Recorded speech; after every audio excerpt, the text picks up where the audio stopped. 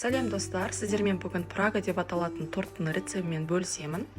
Торттың шоколадты бисквитін осы рецептпен жасап көрсеңіздер, басқа рецептпен жасағыларыңыз келмей қалуы мүмкін. Себебі бұл бисквит өте воздушный, нәзік, сондай жеңіл болып шығады. Жұмыртқаға кішкене тұз, қант қосып, жақсылап миксерлейміз. Шамамен 10 минуттай осындай консистенция болуы керек. Ыдыс пен миксер міндетті түрде құрғақ болуы керек. Какаоға ыстық, бірақ қайнамаған клейге, яғни сливкиді қосып, сұйық майын қосып, жақсылап блендермен араластырамыз. Блендер болмаса, миксермен де болады. Осындай ерітілген шоколад сияқты болып шығады. Онға қобызытқыш яғни разрыхлитель қосып, жақсылап араластырып, міндетті түрде електен өткізіп аламыз. Массамызға онда 2-3 бөлікке бөліп қосып, видеода көрсетілгендей етіп араластырамыз. Массамыз басылып қалмауы керек.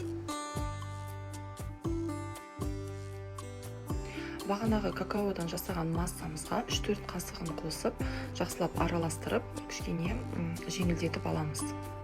Енді осы араласқан массамызды қамырға қосып, ақырын араластырамыз. Егер де бірден салатын болса, онда басылып қалуы мүмкін массамыз, воздушный болмай қалуы мүмкін. Міне осындай консистенция болып шығу керек. Формаға құйып, қызып тұрған пешке саламыз.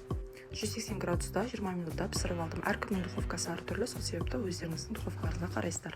Шоколадтан крем жасаймыз, ол үшін ыстық, бірақ қайнамаған сливки, яғни клейгеге шоколадты салып, ерітіп, миксермен немесе блендермен араластырып, суық жерге қойып қоямыз.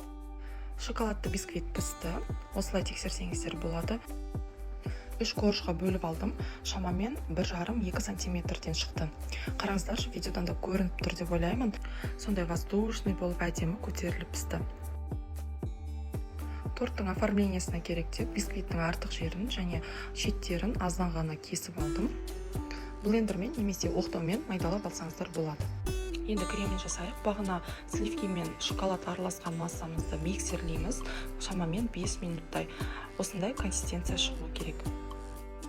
Бұл тортқа заварной крем өте жақсы үйлеседі. Кремнің рецебті каналымда бар, ссылкамен өтіп қарап алсаңыздар болады. Бұл кремге май, ұн қоспайсыздар, өте жеңіл әрі дәмді болып шығады.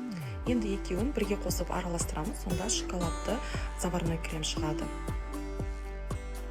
Торттың кремін мен сияқты алдын ала жасап алсаңыздар, торт жасау өте оңай әрі тез болады. Пропиткасын жасайық. Ол үшін салқын сүтке джемді қосып, осылай араластырамыз. Әрбір корждарға осылай жағып шығамыз. Видеода көрсетілгендей етіп, кремді жақсылап жағып шығамыз.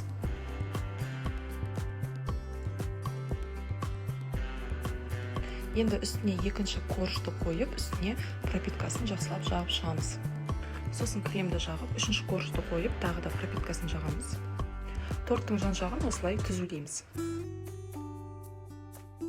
Үстіне джемді құйып, біркелкі етіп, жағып шығамыз. Бұл тортқа негізі абрикосовый джем өте жақсы үйлеседі, бірақ маған черникадан ұнайды. Джемді шетіне де жағамыз. Мен кремді кішкене көбірек жасап қойғандықтан тағы да жаға салдым. Сіздер бірден джемнің үстіне үгітілген бисквитті жан жағына үстіне сеуіп шықсаңыздар, тоже әдемі болып тұрады. Менің оформлениеме қатты мән бермей қойыңыздар, фантазиямның бары осы болып тұр енді. Міне достар, тортымыз дайын болды. Бірден жей берсеңіздер де болады. Ал егер холодильникке минимум 2 сағат немесе 1 түнге қойып қойсаңыздар, кремі қатып, сондай кескен кезде әдемі болып тұрады. Осы тортты міндетті түрде жасап көріңіздер, достар, дәмі деген енді өте керемет болады, кәдімгі дүкендегіндей. Сіздермен болған Назым, мені қолдап, каналыма тіркеліп, лайк басып, комментарий жазып кетіңіздер. Рахмет.